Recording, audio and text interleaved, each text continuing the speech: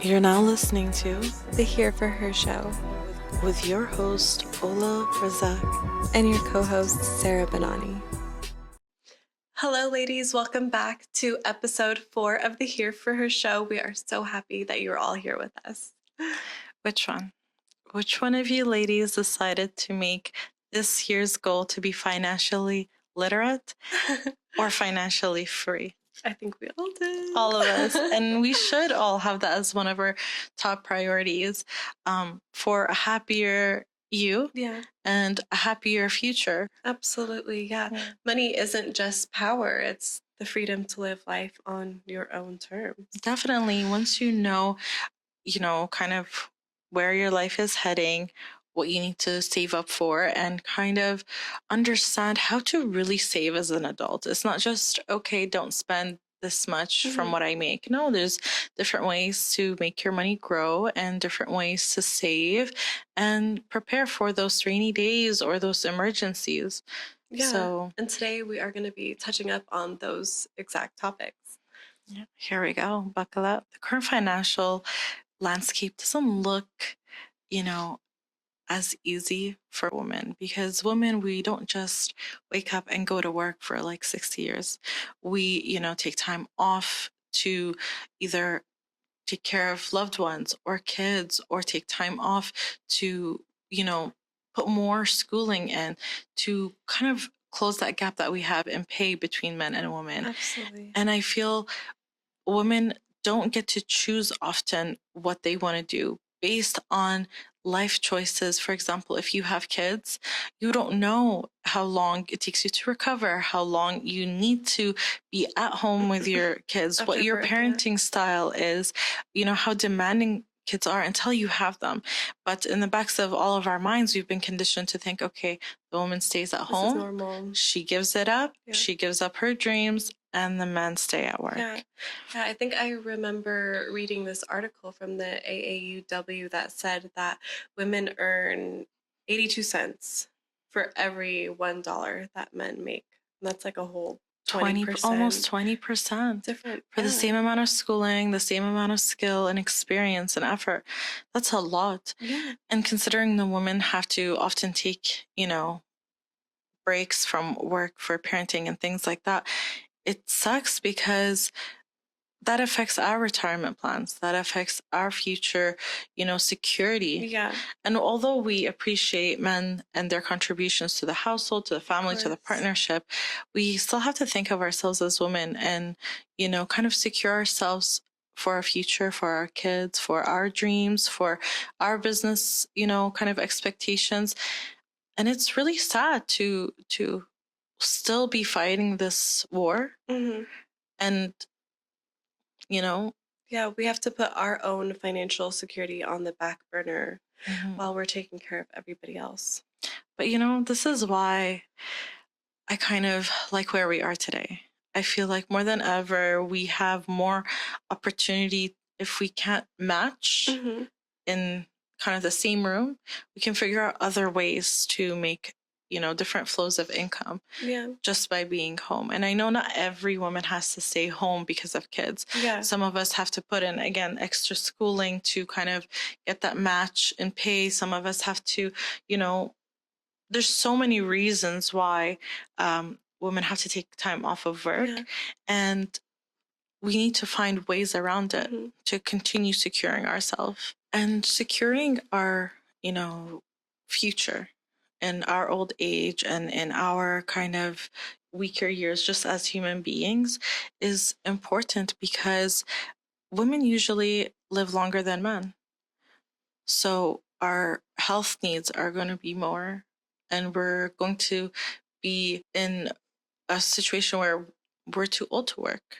So what we need to do now is secure every which way possible a good retirement, a good, kind of set of assets or diverse investment portfolio to have peace of mind and ease in the future. And that's why it's critical to start thinking of planning your retirement from now. Absolutely. I think I had actually seen this humorous statistic that said women who are unmarried and childless actually live longer. than girls who have a husband or a bunch of children. Hashtag no comment. Hashtag no comment. I really didn't know what to say that. I think, you know, I don't want to go as long as you're happy with your life, you're blessed. I don't want to go single. into kind of like cliches, but I think if you're part of a team, you know, you wear more hats than if you are kind of the sole captain of your ship. And, you know, some people find so much love and kind of partnership in relationships. So, you know, different people have different experiences. So we don't bash all men. We're not like this kind of group, okay? But we're here to kind of just take care of our own and, you know, help and discuss the importance of having your own financial security. Definitely. Whether you're single, married, have kids, or don't have children. You want to be secure even if you're married because like, again, anything can happen. Yeah. So, and you might be together now, you might not be together later. Yes, you never know. But at the same time, it's not about doom and gloom. It's just financial ease in the future. Yeah. And you can't get up and work an 8-hour shift anywhere, you know? Yeah, I think I had seen this, I think relationship guru online. She was like, a man is not a plan. And a man adds, of course, to your life, and they're supposed to add to your happiness. And regardless of his, you know, financial ability, you should have your own financial ability. Disclaimer, again, we're not against men. Absolutely We're not. just trying to, you know, help you learn different ways you can help yourself as women. If we were doing a podcast for men, we would find ways for men to help themselves. But that's not what we're doing here. Podcast for girls. You know, whatever you learn from us, you know, share it with your significant other or your brother or your dad. If you can help, if this advice can help anyone, we're happy. We're not biased. Damn it. I'm scared now. Not at all. There's another statement that I heard and I really want to mention it. Don't say it. No, but I have to because it's really important for every girl to hear and know. So that statement was... I feel like I'm screaming into my mic out of fear. Someone stop her. God. We're not, you know, male bashing at all. Men are a vital, you know, they play a vital role in society. If everyone does their part right, they're all just as equally important. Yes, if everybody does their part right, you create heaven on earth, not just for yourselves, but for your children as well. But the statement was, the hand that feeds you is the hand that can starve you. Definitely. Right? And so, like you said, you just don't know what could possibly happen in the future. You want to hope for the best, of course. Nobody plans to be separated. Not at all. Nobody plans to, you know, for... no one plans for hardship in general. So, at all. So, you know, just... Think smart. That's all it is. Exactly. Think smart, plan ahead. We're going to tread lightly about the gender gap and the career interruptions because, you know... It's a sensitive subject. Yes. I guess. Again, but I want to face it full force. It's not that. It's just, you know, we don't want to trigger bait. And, you know, we're just here to help. We're not here to, you know, convince anyone of anything. But, you know, we do kind of have to address the challenges of, you know, the gender gap and kind of career interruptions that women do have to go through. We can't ignore that. And again, it's not about putting a blame on men or anything. We are just wanting to secure your bag. We want to make sure that you can find ways to help yourself secure your future retirement and such. So with that, we have to discuss that every pregnancy is different. Every recovery time is different. You know, needs after, whether it's for you or your child, are different. And we know that taking time off of work kind of sets you back. Yes, definitely. It sets you back from promotions. It sets you back from experience or, you know, being on a kind of a project or something like that.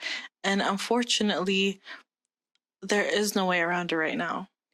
I remember reading that on average, you know, after delivery, women, you know, are able to take 10 to 12 weeks off but a lot of women just cannot afford to be able to take those, that full chunk of 3 months off to be able to bond and care for their baby, because they cannot, their families cannot afford that second missing paycheck.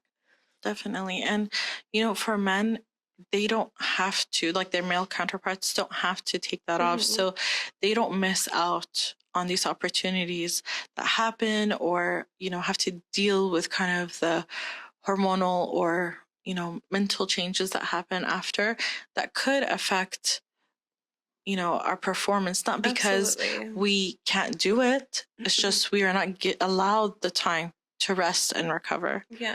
Yeah. Mm. I think I had also read another statistic that the United States is one of 6 countries that doesn't actually have like a law stating that women, are supposed to and are allowed to take this certain amount of time off after they've delivered their child. And I think that is why the pay gap is, so harsh on women. Mm-hmm. Like if we were paid the same and we weren't paid when we're not there, okay. Yeah. But on top of not being paid the same and having to miss, opportunity, it's like And double. it's all unpaid leave, by the way. That maternity leave it's all unpaid. Definitely. It's tough. But again, we can't look at these as just setbacks. We have to use them to kind of fuel the ambition to find other ways. Yeah. So hopefully today we can give you a Absolutely. few different ways to, work on it. Yeah. And another thing that affects women is the limited access to financial literacy. Okay. And it's not because we don't understand it or in this day and age can't get to it. Yeah. It's that women wear so many hats, carving out more time is difficult. But we have to remind ourselves, this is mandatory. This is just as a human being, you have to secure yourself. Yeah. I'm sure a lot of girls feel like, where do they even find the time to, research how to invest?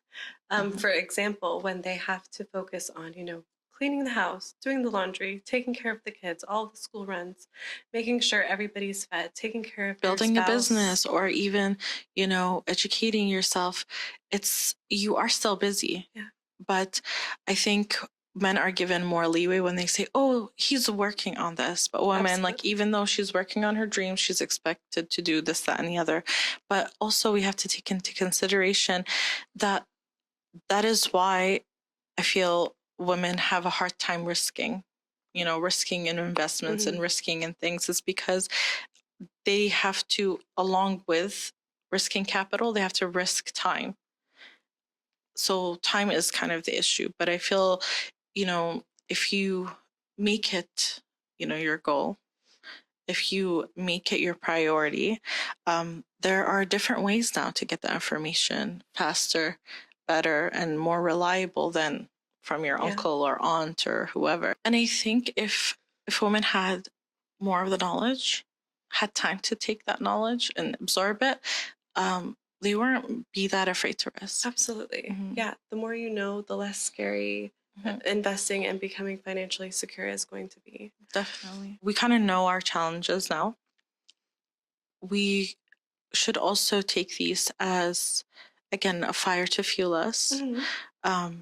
Be ambitious for ourselves. Yes. And be a little selfish, because when you're selfish about your financial freedom, you don't have to be a burden on anyone. Your kids can live free. Absolutely. You're not in bad situations because of income.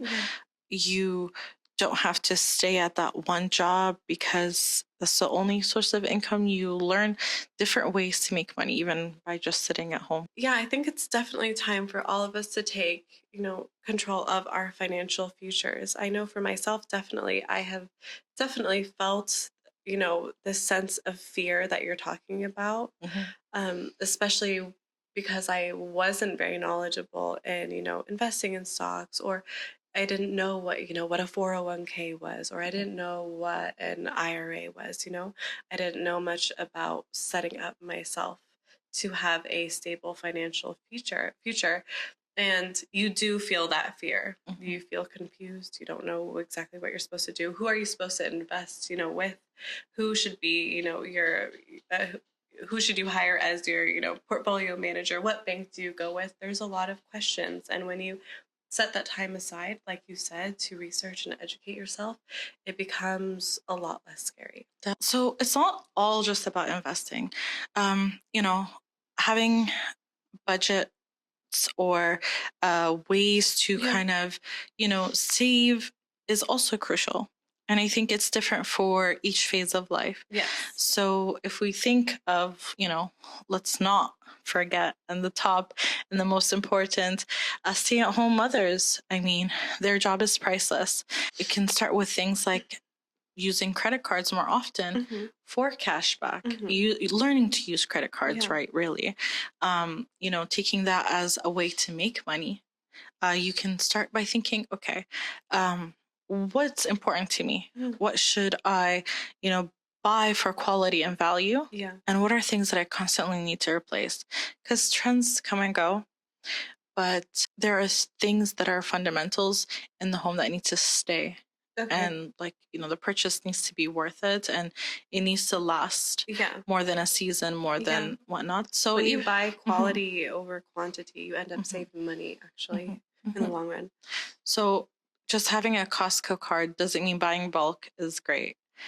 Knowing, like meal planning, like we spoke in the last episode, or having an organized life plays into these situations. Absolutely. So buying in bulk isn't always the answer. There's different ways you can, utilize your money better. Definitely. Took the words right out of my mouth. So yes, I think that's important. We can't say, this is the only way is investing to everybody. There's different phases of life and they need a different, approach. So we know that there are a lot of things that stay-at-home mothers are able to do, to save that money, be able to put it aside and, spend their money more wisely. For students, of course, there are ways to also save money and make money. Of course, the number one thing you should be doing is, tracking your student loan debt. And being able to pay for that, and then applying for scholarships, obviously that is going to help tremendously. And also, while you're a student, start building your credit early. I think students don't know or don't realize that even just by studying you can make money. You can sell your notes, you can create study content, or as a form of studying, just make videos while you memorize the information you need. You're helping other people. So social media, I feel, it's opened the door for it's opened the door even for, again, stay-at-home moms. Everyone loves cleaning videos. Everyone loves organization videos. So there are so many ways to start just by your phone. Yes. You bought it for how much? $1,500. Make it worth it. Yeah. And also to add on to when I mentioned, that you can start building your credit early, there are a lot of, credit building hacks that everybody should know about. Well, you do have a background in it, so listen up. Working in the financial sector in debt, to be more specific, for a little bit of time. But some hacks that everybody should know are that you should be keeping your credit utilization under 30%.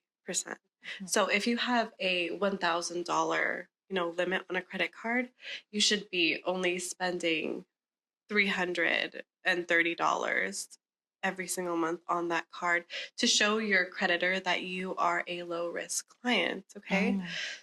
Even better, if you are able to not charge up that card, only charge it $100, $150 every single month. And then also don't wait for the statement to come out. If you're able to, pay it off literally the next day, 2 days, once it's actually, showing up on your statement. Don't wait for the statement date. Try to pay it off immediately. I mean, those are good tips, especially for students when things rack up and school gets expensive. It's good to know. It's good to know. And I feel like a lot of people miss, the perks that come with your card. I feel if you really focus on that, there's other ways you can save or enjoy the benefits. Yeah. And for, Mm-hmm. students might not be worrying about their own car payment right now, or, a mortgage or a loan. So other tips, for more grown adults, I guess I would say, is when it comes maybe to your car payments, don't also wait for the statement date. You actually could be paying bi-monthly, or you could split up that payment into 4 different payments and just pay off your full payment every single week. Mm-hmm. That also is going to help, grow your credit, and will, you'll watch your credit score That's really good to know. every single month as you continue to do that. And similarly, do that with, your credit card bills or a loan that you might have. Mm-hmm. So, what would be your advice for newlyweds or people that are joining their financial situations? Well, like we were talking about earlier, you just don't know what's going to happen. I would say definitely just a prenup. And I think if your man loves you, I think he's going to agree to that and see, that is actually protecting you, his bride, his wife. So, how does that affect building your credit? Like, can you still build your credit separately, or does everything have to be joint? Absolutely. So, not everything has to be joint. Of course, if that's what you guys agree to, you can. It's, up to your own discretion. But I think even though you guys are merging your lives together, I think it is definitely okay to have your own separate savings, have your own separate credit cards, and build your own credit separately as well. I'm glad that you said that, because I feel a lot of times women don't consider that. And then when they have to start all over, they don't have credit to help themselves. They don't have credit, because sometimes credit plays a key role in starting over. Like, until you put your feet back on the ground, sure, it will maybe hurt your credit a little bit, but to already have built credit, to have, a little bit of financial help through that can really change, how you switch from one phase of life to the other. So that's why I really, really always recommend women, build their credit through their marriage separately, because you never know. It's going to affect, places that you want to live, or cars, or having to, kind of apply for different things. To have your own credit established is really key. And their credit score could either be a red flag or a green flag. That is very true. I think that's one of the questions you should ask when you're on a first date. Definitely. What is your Show me your credit score. Are you reliable? Are you low risk? Honestly. Are you trustworthy? Are you a thief? Honestly, and in regards to, credit scores and debt, since we are on the topic right now, I would also like to mention another maybe less well-known secret. But if you do find yourself in debt, which many of us have, especially after COVID, like we were discussing in our first episode, you're actually able to go to your own bank. You just go to your financial advisor, let them know the situation you're in, let them know what's going on. A lot of the times they might be able to eradicate the interest rate, lower the interest rate, maybe take some of the debt off, and set up a new payment plan for you. Banks, they would rather get something than nothing. So you are don't be afraid to ask. Don't be shy to ask when it comes to finances. Usually there is another way. So don't get stuck. Once you feel that feeling of being stuck and things pile on, it's harder. So as soon as you feel like, okay, I'm not sure what to do next, ask for help. And if for whatever reason you're not able to negotiate anything with your bank, there are also debt relief companies that are able to assist, doing that for you, through the legal route of dealing with your banks. So what I mean to say by sharing all of this is that don't feel stuck in the debt. Having debt and swimming in your debt is going to be very, it's going consuming. To be, it's going to affect every aspect of your life. Very detrimental to your future. Definitely. So get rid of the debt as quickly as possible. Yes. For our boss babes and our entrepreneurs, I mean, we're not talking about the ones who are heads and CEOs of Fortune 500 companies, but the ladies that are just starting, finding their way. Don't be scared. There's a lot of, things that you have to learn really fast, but don't be scared to start that business. Don't be scared to, lose a little in the beginning. I think once, even that one misstep teaches you so much, but you should also kind of, before you start risking your own money, look for ways to either have investors or grants that can help you grow and scale in a way where you are not losing your life savings. Yeah, there are actually so many websites you can go to where you can apply for grants to actually help you start up. And usually there's like a local one in your area for small businesses. They can help you kind of build your plans and build your financial kind of path. So don't be scared. And I think, that really helps people not limit their creativity and what they have envisioned for their business. Yeah. So, yeah. And I know we have actually taken a look at some websites that, do offer grants for women. And we're going to list some for you guys as well. So, go ahead and check out the links that we're going to be providing. I think what we're trying to really deliver here is the best investment is when you invest in yourself. Yeah, think of it as like the ultimate ROI, the ultimate return on investment. Yes, invest in, yourself, in learning in these things. Take the time that you would apply to, something else or someone else and put it back into learning things that better your life and keep you financially free and financially secure. Yes. So I think I could share one of budgeting apps I've tried. I've tried Mint. I mean, I liked it. It was easy for me to kind of just be able to see where everything is going. After having kids, I was kind of like, oh, there's a lot of purchases. There's a lot of Target runs. Yeah. Okay. And I'm a type of person, I think I've always enjoyed saving. So I just want to be ahead. You spend $1,000 like that. And I think, with kids, I hate the word no with kids, okay? I'm that person. You might hear me say it a lot, but I'm not enjoying it, okay? So, and I feel like my parents spoiled me and stuff. So if my kids want something, you can't make it out of Target without going to the toy section. No, you cannot. We go to Target just for the toy section. I'm sorry. No, it's not. I think that has to do with a lot of other things, I believe, when it comes to kids and learning through play. But really, like, I just wanted to, as in, you grow and you become more adult and whatnot. I wanted to become more responsible. With how you spend your money. Definitely. I think there's another app that I actually had heard of. It was called Wine App. That's another good budgeting app. I think we should try a few more. If you guys have any to recommend to us, I think I want to start trying different kind of apps to see other ways that I could be, kind of conscious of how I'm spending, kind of see my habits, You might be shocked if you start tracking, your spending habits. I promise I make less Sephora runs now, okay? Less Sephora runs, less Target runs. Yeah, I don't know about Target, okay? But Sephora, I'm working on it. I had seen this meme on Instagram. It made me laugh so hard. It said, if you want to save money today, just go back inside and lay on the floor. I sent it to her. You sent it to me, right? Because that day, like, sometimes you just get the itch. Like, you just want to go through every aisle. That's it. You just want to see what's out there. You can't not buy something. And you are looking for that one thing that you have to have. You don't know what it is until you see it. But when you see it and you make eye contact, that's it. It's over. So it's a form of therapy. Look it up. And so don't blame me.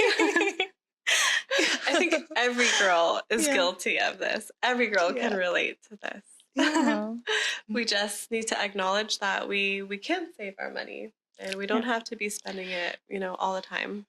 I think you get to a certain point where, again, it's like overconsumption. Yeah. I think that's what kind of drove me towards a more minimalist style now. Okay. I have everything I need. Yeah. We really do. I'm good. We really do. Yeah. I'm not into the seasonal decor anymore. Unless it's Eid, I'm not. Okay. I don't care. Okay. I'd rather, take that time and kind of, or that money and invest it into something like I could do with the kids. Like my daughter, she loves gardening. So instead of buying all the fake decor, I'd just rather go spend it with her, and we can like plant things. And she loves, you know, filling up her space with florals. So I make it more of a activity now. Absolutely. Actually, that is really wise. I remember reading about how it's better to actually spend your money on experiences rather than material things. Because you get sick of it. I got sick of it. And I'm a type of person, I cannot hoard things. I can't anymore. Like I can't collect and I can't hoard. So, you know, to each their own. I'm not throwing any shade on anyone, but just me, I feel like I like my space open. I like my things uncluttered. If it's a decor piece, it's either serving a purpose and like either storage or something, or it's just not going to be here. Same here. I do spring cleaning like 4 times a year, winter cleaning, fall cleaning. And when I'm throwing things out, I'm like, oh my gosh, you know, that was like a lot of unnecessary, you know, expenditure. And it makes you really realize how the minimalistic lifestyle, you know, where you're not just spending your money on random things that you don't even need, because that's really what we're talking about, saving your money, you know, and not spending your money on things you don't need. Of course, spending your money on what you do need. What are the basic necessities? Like and whatnot, create that home that you imagine, create that home you feel that works for you. Don't limit yourself, but don't get caught up in the seasonal things. Okay, so let's give them the quick building wealth tips to start at. So this is for kind of like beginner level. Definitely. So first things first, automate your savings. So every time you swipe your debit card, you are putting something towards your savings. Yes. Yeah, and I think a second tip would be maybe follow the 50-30-20 rule. That's a good one. That's a good and easy one. Yeah, and so if you're not familiar with it, it is 50% needs, 30% wants, and then 20% savings. Definitely. And I think one that we keep referring back to is create a goal of saving an emergency fund that can cover you for from 3 to 6 months, because you never know what happens, and you want to be able to afford rent if you need to evacuate, or you need to purchase another car or whatnot. You at least can, you know, get your feet on the ground. Yeah, you just don't know what's going to happen. And even with the 50-30-20% rule, you can even maybe, you know, instead of it being 30%, you know, wants, maybe do 30%, you know, savings and 20% wants instead. And again, investing is good because it makes you money while you are doing other things. So put your money to work and start with your bank. They can help you diversify. They can help you start small, something that you can comprehend and kind of feel your way through. So go for it. They can the time is now. Portfolio for you. Yeah, if you just talk to your financial advisor. Look for things with dividends. That helps. And in regards to retirement, if you're working in the corporate world, maybe take a look at your 401k. You know, Get familiar. Yeah, become familiar with it. Make sure, you know, your company is matching it, right? That your employer is going to match it. And if you're working for yourself, think of opening an IRA. If you're not covered by a certain company or anything, there are other ways, but make sure you are taking all the steps you need to focus on your future's financial security. And remember, life happens. Plan ahead. And stay organized. I feel like that's my catchphrase. Stay organized. Stay organized. You know? Definitely stay organized. And if you're, you know, if you've been recently thinking about, you know, opening an IRA, don't feel like it's too late. Start now. No matter what age you are, just open it. I think we should at least give them a few of the books that we recommend. I mean, we read a few. Look, we're learning in the process. And we are hoping that by engaging with you about these topics, we can learn from you as well. So remember, like, our comment section isn't just about, telling us what you liked about the podcast, but also sharing your information with us. So I would love to hear from you. But one of the books I kind of enjoyed reading was Clever Girl Finance by Bola Sokunbi, I believe. Okay. And I have a bad time with names, okay? And I really liked it because it really opened my eyes to things I didn't even know where to begin with. Okay. So it helped. Okay, that's a great book. And then a second book I think we could mention is another book called You're a Badass at Making Money by Jean Sincero. I've heard a lot of people have read that one. I need to... It's a popular one. Yes, I need to get through that one because I hear a lot of people talk about it. But I'm getting through one that's Smart Woman Finish Rich by David Bach. Okay. So I'll let you know how that one goes if I recommend it or not. But that's where I'm at right now. So I'm just trying to kind of open my mind to other ways of thought and different processes. So what was the name of it? You said Smart Woman Get Rich? No, Smart Woman Finish Rich. Finish Rich. Okay. Yes. Sounds like a great book. I know the title was catchy. I heard a few things about it. So I said, I'm not limiting myself to just what people are saying about like books. Yeah. I just kind of, even if they say it's not good, I want to know what makes it not good. Okay. I want to know what they're seeing that's okay, bad. So then if I know what not to do, that's also me knowing what to do. Yeah. So awesome. So let us know if you guys tried those. And one podcast, HerMoney with Jean Chatzky. Okay. I've heard a few of her episodes. I really do enjoy it because who doesn't want to hear from women who already secured their bag? I feel like to listen to people who kind of started where you are or where you were and finished where you would like to be or where you envision yourself to be. I think that's the best kind of. Yeah, who better to learn from than somebody who has already made it themselves. And I think a second podcast that's worth mentioning is The Financial Feminist by Tori Dunlap. I want to try that one. I'm trying to kind of have like a healthier routine of, podcasts and books to get through. I don't want to overcloud my mind, but I kind of want, I have a goal in mind of how many books I want to read this year and kind of in each category.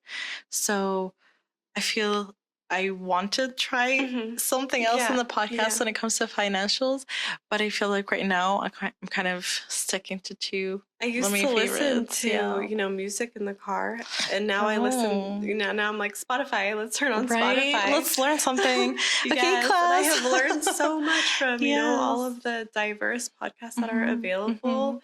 So like the two that we just mentioned, especially, the Financial Feminist, you just learn so much. You're just driving and you're just listening and you end up retaining the information. You don't realize how much you retain until you're in a position and you're like, oh, why did I choose to do this with my money? Oh yeah, I heard it on this podcast. It really stayed. It really makes sense. It really applies. So yes, like I think I'm so done with, being like listening dirty. You know how you eat dirty and you eat clean? I'm done with listening dirty. I like to really kind of be intentional with what I'm listening to and kind of really zone into different categories and kind of separate it. Like, okay, this month I'm going to be focused on this and indulge in it, you know? So hopefully we relate to you guys the most important of things and the most important of advice where we can.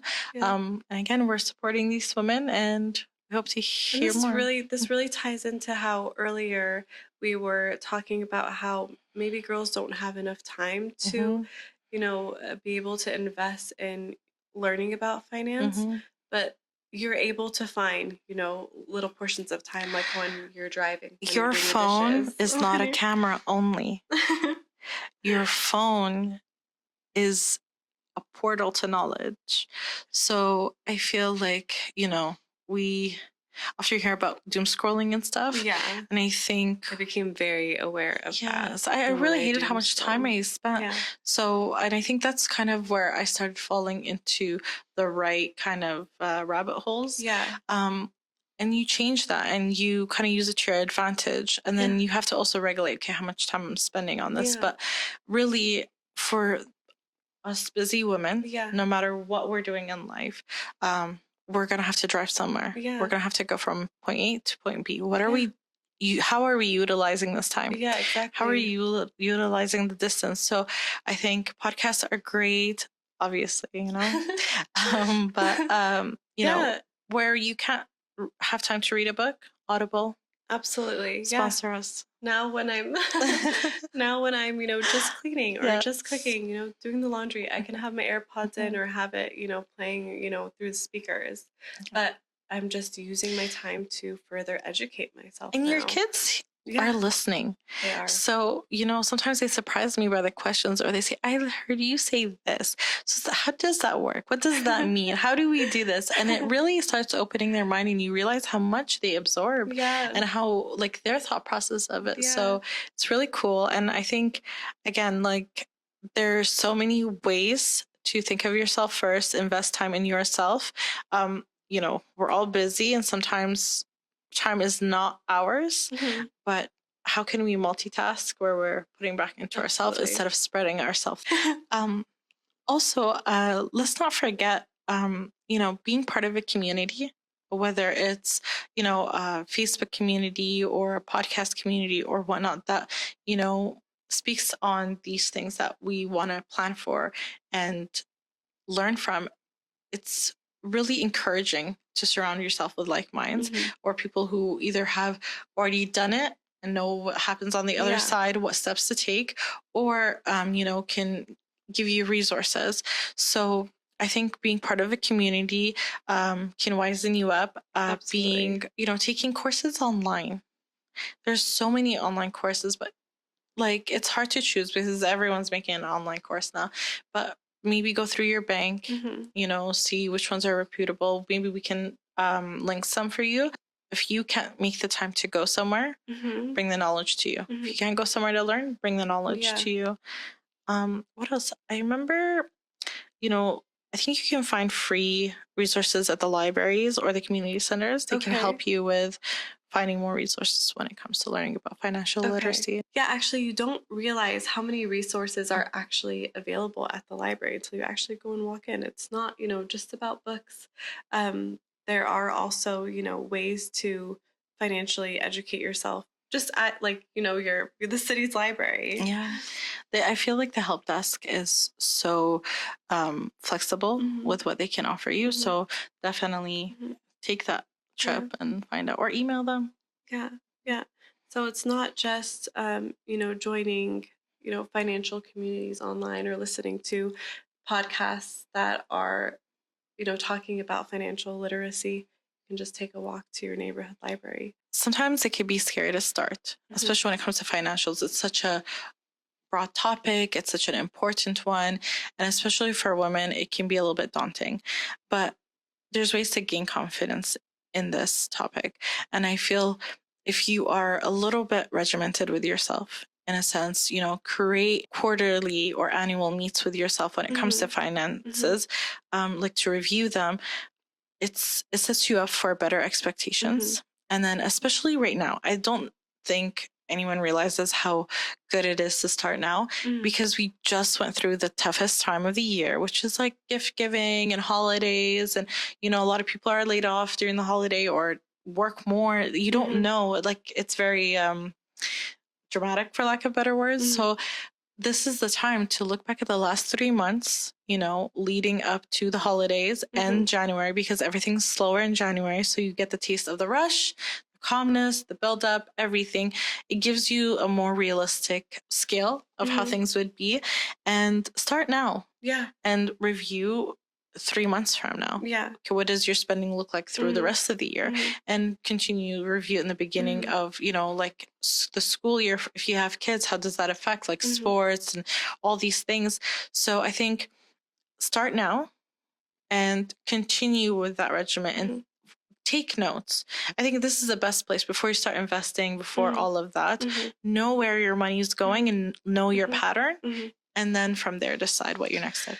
You know, I had read something so interesting about the psychology of money. It said that don't be scared of your bank account. Mm-hmm. Be friends with that number that you Mm-hmm. see in your bank account.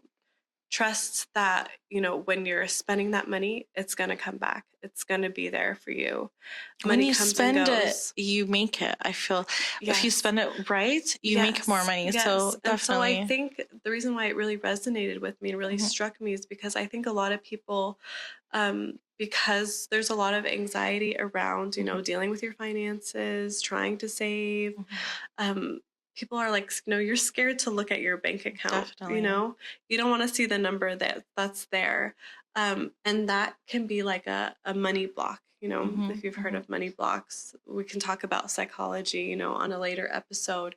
But just stop yourself from being scared. Change your perception towards your bank Mm-hmm. account, towards the number that you see in that bank account. That's why It's knowing your not something to be pattern, scared of. Yeah. yes, knowing your pattern saves you from those stuck feelings, I feel, because you know what to anticipate. So you're calmer Yeah. approaching it. Yeah. Very Mm-hmm. true, actually. Yeah. And I think, learning to negotiate your salaries, Mm-hmm. learning to, ask for promotions Mm-hmm. is a skill. So, you know, gain that confidence, learn the art of, negotiation, learn the art of asking for what you deserve. Yeah. And don't be afraid. If this job does not pay you, you're going to make more at the next job you apply for Mm-hmm. automatically because, to match the pricing. Yeah. I feel like do not stay at a job too long because then, Mm-hmm. your skills are not, Mm-hmm. like, how do you say, praised as What do much. they say in the corporate world? Maybe you Mhm. can move every 2 years. Yeah, 2 to 3 Yeah. years is the best time. And I think, Yeah. I know we all want to build like a loyalty with the brand Yeah. or the company that we Yeah. work with, But if but you're not growing, mhm, definitely you think of should be yourself able to move. first. You can be easily replaced. Then this is not the place for you. Yeah. You need somewhere where you're not easily replaced and Yeah. appreciated Yeah. and, paid for Yeah. your skill. I think along with being organized and planning and learning your pattern, you should set clear kind of financial goals. Mm-hmm.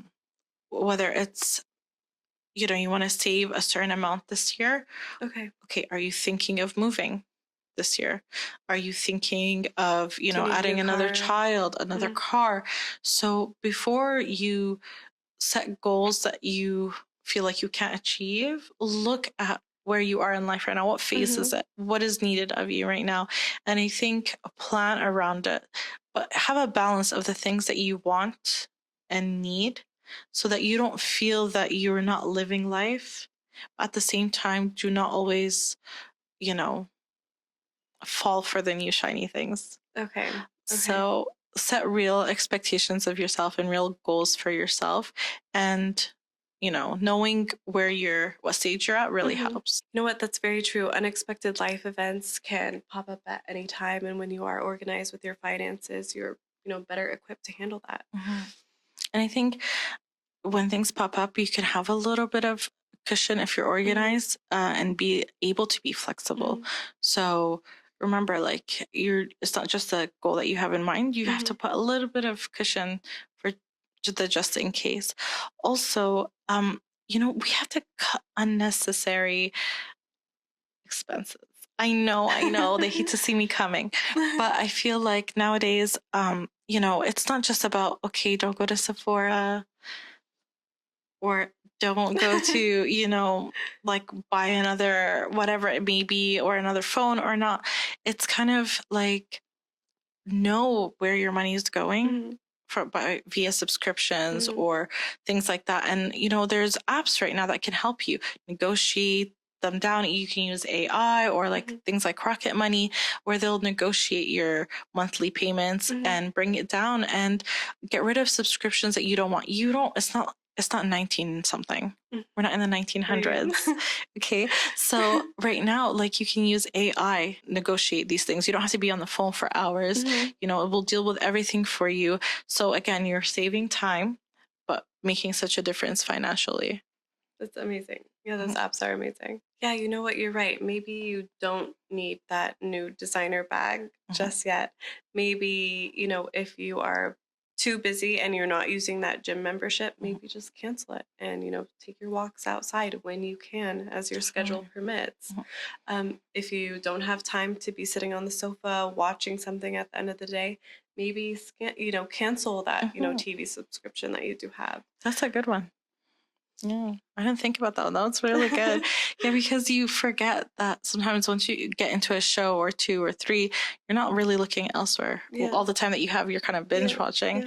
Yeah. You just put a light bulb in my head, because you're right. If you don't have the time to go to the gym, we're not saying quit the gym, but if you don't have time, that means you're busy. Yeah. Okay, where are you busy? Are you busy with work?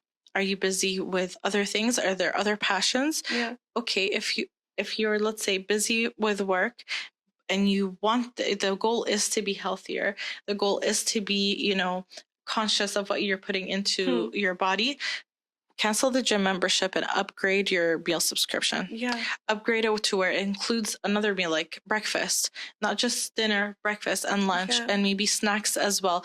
That way, maybe you're not going to see the change immediately in the gym. Maybe it'll be a little bit slower, but it's from the inside out. So focus your money in areas that can give you similar results in different ways instead of spreading it thin everywhere else, like a premium here and a premium there. Okay. So I think hone in, see what serves you more, and stick to that. Yeah. And while you do that, you are, of course, saving your money. Yes, you're not spending it on a coffee run. You're not spending on a lunch break. You're not spending it on a snack. And, once you go sweet, how do you go back salty, So, I mean, that's just a problem I have, okay? But I'm saying, like, if you can't get to the gym to be healthy, kind of really focus and really put a lot of effort into what you're consuming. And that's just one example. If you, take an entire look at your life, you're going to be able to find multiple ways where you're able to, cut down on unnecessary expenditure. Instead of using 3 different editing tools or apps, pick the one that you have been using more and upgrade that one. Just think of, it's kind of like a small taste of luxury. It's adding a little bit luxury to your life in ways where you don't feel you have to go for the cheaper option and everything. Focus on, and when you're done with this phase or this thing or whatever, and you've got all the skills or the results you needed from it, move on to the next. Yeah, absolutely. So the whole point of our discussion today really is that financial education is a journey, and you can start that journey, at any point in time. It does not matter where you are, what your age is. Every girl should be, on her financial journey. And every small step counts, just do an audit of your life. And you're going to be able to find out, okay, this is where I can cut down, this is where I can start saving. And then as you grow in your financial literacy, you'll be a lot more comfortable to take those educated, risks in investing, for example, and being able to set up, a more secure financial future. Definitely. And I think, again, like, the time to start is now, especially for women. The earlier you start thinking about it and considering it and planning for it is better. And especially, this doesn't just mean like you're living frugally. This means that on the things that you love, you can indulge in more. Birthdays can be that more special. Your next luxury purchase can be more special without the guilt. I feel like it takes guilt out of decision making once you're kind of financial literate and stable and you have a plan. Financial education is in the palm of your hand. You can start with your phone. Literally, why wait? Time is of the essence. Start now. You have so many ways to, start free trials, watch videos, listen to podcasts, and so much more. She's trying to say ours, watch ours. So, I don't know. I feel a little feisty today. I don't know if it's like, honestly, I feel... Is it the nice Southern California weather? No. It's kind of, I love structure. And just thinking about all the things that we talked about today, you gave me some, like, ideas I haven't thought about. So I don't know, I feel like I'm charged so up glad. to, expand on it and see how I can apply it to myself. So I feel this is what the extra energy is for. I'm sorry. Okay. The best way to save money I have found is do not leave the house. Leave the internet and Wi-Fi off. Literally. It doesn't help anymore. Staying home doesn't help. This reminded me, we were talking about something earlier, a few days ago, actually. We were talking about the things that we want and, how to consider shopping now. Because online is easy. You just click it, it shows up. Like, oh, I forgot I ordered this, or 3 of them, Yes. So I think now more than ever, we should be cautious when it's this easy to, think if I'm not going to jump off of the couch right now to grab this item. Do I really get in the car, get dressed, and go get it? Do I really need it? Do I really need it? Do I want it that much? Yeah. So I know there's always something new, a newer version, or a new palette, or a new, tech or technology thing, whether it's like an Oura ring or whatnot. We want the next best thing because we know we deserve it. Yeah. You don't need anyone to tell you. You should know you deserve the best and the finest of things. But make it a habit to not just mindlessly shop online. Absolutely. Because adding to cart is easy and you forget until it shows up at the door. And sometimes you buy double or triple with the item. Definitely. So make a list. And if you're not going to jump off in the next 24 hours off your couch to go get it, then maybe you just don't really need it. Yeah. And this is really helpful advice. Maybe you don't need it now. Yeah, you don't need it now. But this is really helpful advice if you are somebody like me who, if it's in the color blue and the color brown and the color black and the color pink, and I love it. I thought you were talking about me. I don't stop myself from getting it. I was like, I'm right here. Okay, I don't know where this is going.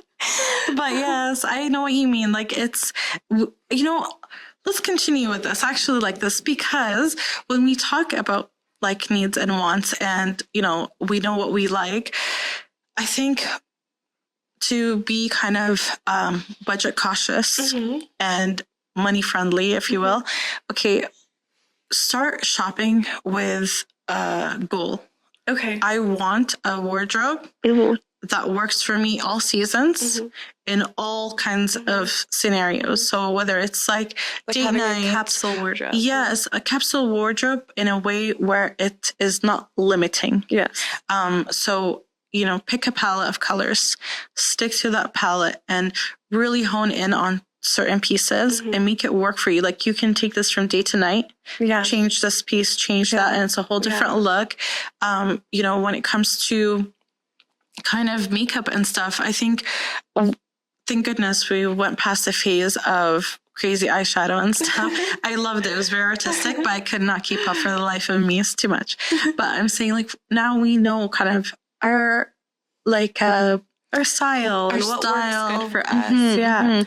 We know how to kind of do the most with the least. Yeah. Like, okay, I can use bronzer as eyeshadow, nose contour and whatnot. So lipstick as blush. Yes. Again, it's not about being frugal. No. It's about just simplifying. Yeah. Simplify it and take that $50 that you'd pay for a palette.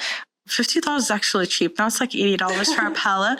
Put that for a vacation fund. Absolutely. Go have some fun. Absolutely. And I think the same thing with hair care because, hair care is not cheap. No. Especially if you want to change in your look or something. You want to go from blonde to red to black or whatnot. I think we should start working with our features instead of against them because, you have luscious dark hair.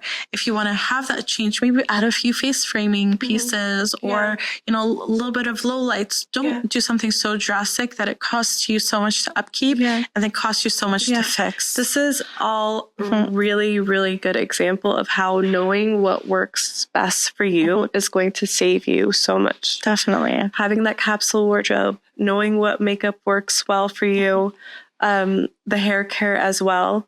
Knowing what works best for you is going to stop you from overspending. Yes, because you realize, how much working with your features actually makes a like the real true you shine. Yeah. I'm saying that with like a full-blown contacts and everything, but I'm blind, okay? I have fun with it.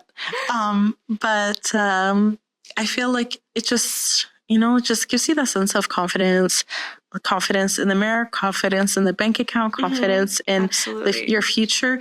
It all comes together. I think we don't realize how even the smallest of decisions affect the overall, life goal that we have. 100% true. And confidence in the bank account, makes so much of a difference in your overall, satisfaction. Definitely. And so I can't wait for a self-care episode. We should plan for that. Same here. Ways to love yourself inside and out. Absolutely. And, in this phase of life. Episode 4. I can't believe we made it to episode 4. I mean, I knew we were going to make it to episode 4 Definitely. and 5 and 6 and so on, but we have all year now. Planned out. Yes. We're planning next year. Yes. I can't wait to continue discussing the topics we really want to talk about. I have so many topics I want to talk about, and she's always like, no, Stop. save it.